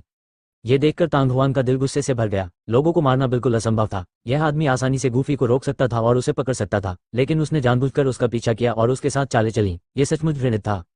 फुट पलक झपकते ही तांग हुआन ने छलांग लगा दी और एक पल में वह 10 मीटर से अधिक दूरी पार कर गया और उस युवक के सामने आ गिरा। गूफी ने अपना सिर घुमाया और ये दृश्य देखा। वह चौंक गई और तुरंत वहीं रुक गई। पलटकर उसने चिल्लाने के लिए अपना मुंह खोला, लेकिन जैसे ही आवाज फूटने वाली थी उसने तांग हुआन की आवाज सुनी, मैं ये जी हूँ, क्या दोस्तों की तरह एक छोटी लड़की को चिढ़ाना थोड़ा ज्यादा नहीं है? ये जे गूफी दंग रह गया, क्या वह तांग हुआन नहीं था? उसने अपना नाम क्यों बदला? हालांकि थोड़ी देर के लिए स्तब्ध रहने के बाद उसे एहसास हुआ कि तांग हुआन स्पष्ट रूप से अपनी असली पहचान उजागर नहीं करना चाहता था और इस तरह उसने अपना नाम बदल दिया। ये जी, जल्दी से जाओ, यह आदमी मार्शल मास्टर है जो पहले से ही 5वें चरण के शिखर तक पहुंच चुका है, तुम उसके मुकाबले में नहीं हो। उसने तांग हुआन को पहले इसलिए नहीं बुलाया क्योंकि वह उसे फंसाना नहीं चाहती थी, उसे उम्मीद नहीं थी कि वह अब भी हस्तक्षेप करेगा। गूफी ने बेचैनी से अपने पैर पटकते हुए चिल्लाया, लेकिन तांग हुआन ने उसकी बात अनसुनी कर दी। वह भाले की तरह स्थिर खड़ी रही और तिरछी आंखों से उस युवक को देखती रही। उसने ऐसा केवल इसलिए नहीं किया क्योंकि वह गूफी को जानता था, बल्कि इसलिए भी कि इस लड़की ने उसकी मदद की थी। अतीत में जब इस शव का मालिक केवल 10 वर्ष का था तो उसे तांग परिवार द्वारा कई बार बुरी तरह पीटा गया था। उस दिन दिव्य हथियार मंडप से लौटने के बाद तांग हुआन को गूफी की पहचान याद आई और ये सभी बातें याद आई। एक नायक एक सुंदरी को बचा रहा है, जैसे कि उसने अभी अभी तांग हुआन को देखा हो। युवक ने अपनी आंखें सिकोड़ ली और उसके मुंह के कोने से उपहास के भाव प्रकट हुए। बेटे, एक सुंदरी को बचाना कोई हीरो नहीं कर सकता। कई बार यदि किसी सुंदरी को बचाया न जाए तो नायक भालू में बदल जाता है और वह भी मरा हुआ भालू। आप गलत हैं, इसे किसी नायक द्वारा किसी सुंदरी को बचाना नहीं कहा जाता, इसे बुराई को समाप्त करने के लिए बुराई को दंडित करना कहा जाता है। तांग हुआन ने उपहास किया। बुराई को नष्ट करने के लिए सजा? युवक ने स्पष्ट रूप से नहीं सोचा था कि तांग हुआन इस तरह से जवाब देगा और वह चौंकने के अलावा कुछ नहीं कर सका और फिर तुरंत हंस पड़ा। उसकी आंखों में तिरस्कार और उपहास की हल्की सी झलक थी। बेटे, तुम्हारा लहजा बुरा नहीं है, लेकिन इस दुष्ट व्यक्ति से छुटकारा पाना कोई आसान बात नहीं है। बिना प्रयास किए हम कैसे जान पाएंगे? तांग हुआन की नाक से सांस निकली और वेंग ध्वनि के साथ क्रिम्सन फ्लेम स्पीयर उसकी हथेली में गिर गया। भाले के अग्रभाग के हल्के झटके के साथ ही भाले के चारों ओर लपेटा हुआ काला कपड़ा गिरने लगा और दीप्तिमान लाल आभा धीरे धीरे बाहर की ओर फूटने लगी। इसी समय हवा में तीखी गर्मी व्याप्त हो गई। ऐसा लगता है कि मुझ जैसे बुरे व्यक्ति को कुछ बुरे काम करने होंगे।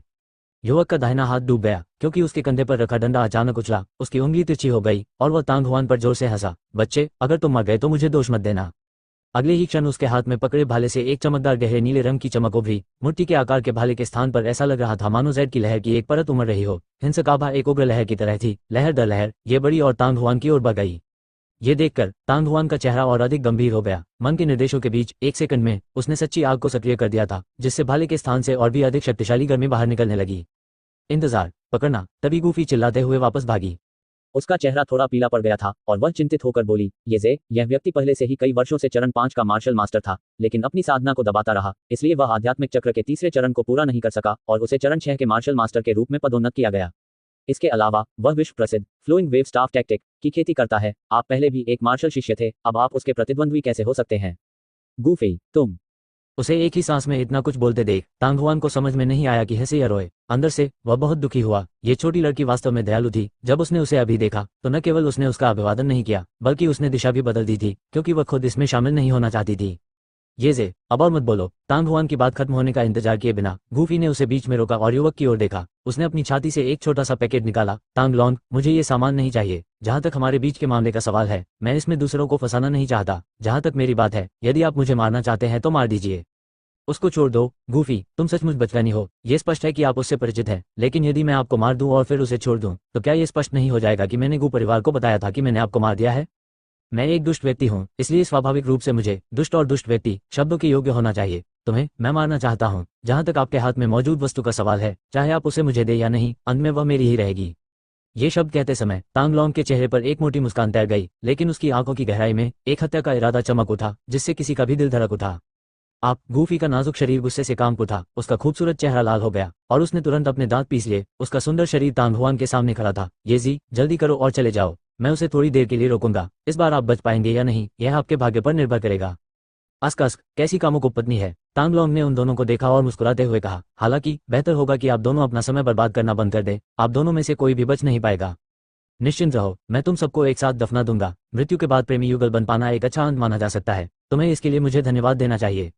ये जे, उसकी बकवास मत सुनो। तुम। गूफी क्रोधित और शर्मिंदा दोनों थी और उसका चेहरा आग की तरह लाल था, मानो वह नशे में हो। लेकिन इससे पहले कि वह अपनी बात पूरी कर पाती, तांग हुआन अचानक कुछ कदम आगे बढ़ा और उसके सामने खड़ा हो गया, मानो उसके पास भागने की कोई योजना नहीं थी। आपका नाम तांग लांग है। तांग लॉन्ग को गौर से देखते हुए तांग हुआन अचानक बोल पड़ा। उसकी अभिव्यक्ति अत्यंत उदास हो गई। उसकी दोनों थोड़ी सिकुड़ी हुई आंखें ठोस हो गई थीं और वास्तव में एक तीखी चमक प्रकट कर रही थी, जैसे एक खुली तलवार। न्यूलैंड, उग्र लहरें, शहर के तांग परिवार के कुलपति का बेटा। गूफी की अभिव्यक्ति अचानक बदल गई। जब उसने ये सुना तो उसे पता चल गया कि हालात खराब हैं। ये तांग लांग तांग परिवार के कुलपिता तांग तियानरेन और मेई शिन का पुत्र था, जो तांग तियानरेन का नाजायज पुत्र था। वे दोनों अपने माता पिता से परे भाई माने जा सकते हैं। हालांकि भाइयों की यह जोड़ी शायद दुश्मनों से अलग नहीं थी।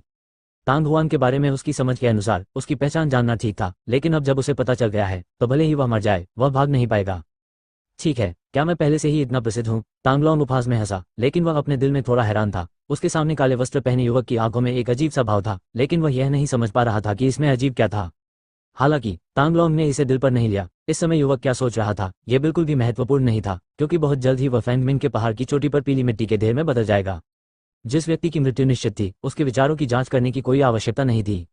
जैसा कि तांग तियानरेन के वंश से अपेक्षित था, वह उसी पर्वत पर एक छोटा सा नेवला है। तांग हुआन ने अपनी बाहें उठाई और खुद को उपहास करने से नहीं रोक सका। वह 10 साल से अधिक समय तक न्यूलैंड उग्र लहरें शहर में रहे थे और उन्होंने कई तांग कबीले के शिष्यों को देखा था। उदाहरण के लिए तांग चाओ, तांग हॉन्ग, तांग जियांग और तांग जुंजी। उसने पहले कभी तांग लॉन्ग के बारे में नहीं सुना था। तांग लांग नूलांग उग्र लहरें शहर के तांग परिवार की युवा पीढ़ी में सबसे प्रतिभाशाली व्यक्ति था। ऐसा कहा जाता है कि तांग लॉन्ग को बहुत छोटी उम्र से ही स्वर्गीय फोजिंग सिटी में भेजा गया था, ताकि वह एक अत्यंत शक्तिशाली मार्शल योद्धा के संरक्षण में रह सके। तांग हुआन को जो पता था उसके अनुसार तांग लॉन्ग की उम्र इस साल केवल 21 या 22 साल होनी चाहिए। इतनी कम उम्र में 5वें क्रम का सर्वोच्च मार्शल मास्टर बनना तथा किसी भी समय 6ठे क्रम तक आगे बढ़ जाना वास्तव में एक प्रतिभाशाली व्यक्ति के रूप में उनके नाम के योग्य था। तांग हुआन ने कभी नहीं सोचा था कि वह वास्तव में ऐसी परिस्थितियों में यू यांग से मिलेंगे। जब वह युवा था तो तांग हुआन अपने इस सौतेले भाई के प्रति अतुलनीय घृणा रखता था, लेकिन जैसे जैसे वह बड़ा होता गया उसके दिल में नफरत धीरे धीरे कम होती गई। लेकिन ये कहना कि तांग हुआन के मन में उसके प्रति किसी भी तरह की भाईचारे की भावना थी, ये सब बकवास था। तांग हुआन के दिल में तांग लॉन्ग किसी अजनबी से अलग नहीं था। ये तो अच्छा ही हुआ कि वह वहां नहीं गया और उसके लिए परेशानी खड़ी नहीं की। अगर वह उससे कहीं और मिलती तो ये भी एक अजनबी से मिलने जैसा होता, लेकिन अब की तरह अगर वह उस पर डोरे डालना चाहता तो तांग हुआन दयावान नहीं होता। यद्यपि तांग हुआन ने अपनी पहचान उजागर नहीं की, लेकिन तांग हुआन ने यह नहीं सोचा था कि अपनी पहचान उजागर करने से तांग लॉन्ग की हत्या करने की मंशा खत्म हो जाएगी। चूंकि तुम दोनों ने अपनी बकवास पूरी कर ली है, इसलिए अब समय आ गया है कि तुम दोनों यहाँ से चले जाओ। तांग लॉन्ग हंसा और उसकी कलाई अचानक नीचे गिर गई। बस एक तीव्र ध्वनि गूंजी और लंबी छड़ अत्यंत नरम हो गई तथा वह लहर की तरह बाहर झूलने लगी, जिससे ध्वनि की लहरें उत्पन्न हुई। उसी समय एक अत्याचारी आभा लहर की तरह बाहर आई, मानो वह अपने सामने आने वाली किसी भी बाधा को चूर चूर कर देना चाहती हो। गूफी का सुंदर चेहरा पीला पड़ गया और वह अनियंत्रित होकर 2 कदम पीछे हट गई। हालांकि तांग हुआन पीछे नहीं हटा बल्कि आगे बढ़ा। उसके हाथ में लाल ज्वाला भाला चमक रहा था। गर्मी की लहर हिंसक रूप से घूम रही थी और आसपास का तापमान तेजी से बढ़ गया था, मानो तांग हुआन ने लोहे के अयस्क से बना हथियार नहीं बल्कि लंबी लपटों का एक गुच्छा पकड़ रखा था। भाला और छड़ एक दूसरे के सामने प्रभावशाली ढंग से खड़े थे, किसी भी क्षण हमला करने के लिए तैयार। तांग परिवार का बेटा सचमुच बहुत शक्तिशाली है। हालांकि इस समय जंगल में उपहासपूर्ण हंसी लगभग बिना किसी चेतावनी के गूंज उठी। यह आवाज बहुत अजीब थी, ये कर्कश और तीखी थी, मानो किसी व्यक्ति के कान के पर्दे को भेद देगी। इस समय न केवल गूफी बल्कि विरोधी तांग हुआन और तांग लॉन्ग की निगाहें भी आकर्षित थीं। एक क्षण बाद एक काली आकृति तांग हुआन की दृष्टि में चमक उठी। तांग हुआन की दृष्टि के बावजूद वह अभी भी ये देखने में असमर्थ था कि काली छाया कैसे प्रकट हुई थी। आश्चर्यचकित होकर तांग हुआन उसे ध्यान से देखने से खुद को रोक नहीं सका। वह भी एक युवक था जो लगभग 20 वर्ष का था, नाटा और दुबला शरीर वाला। छोटे कद के उस आदमी के हाथ खाली थे और उसके पास कोई हथियार भी नहीं था। वह चेहरे पर व्यंग्यात्मक मुस्कान लिए कांपते हुए चला गया। तांसी, इस व्यक्ति को देखते हुए तांग लॉन्ग की अभिव्यक्ति थोड़ी बदल गई और उसने ठंडी सांस लेते हुए कहा, मैंने कभी नहीं सोचा था कि तुम एक गद्दार वास्तव में फैंगमिन पर्वत के भीतर छिपोगे। कबीले का वह आदमी पूरी तरह से कूड़ा है। हालांकि तुम्हें वाकई मेरे सामने आने की हिम्मत है।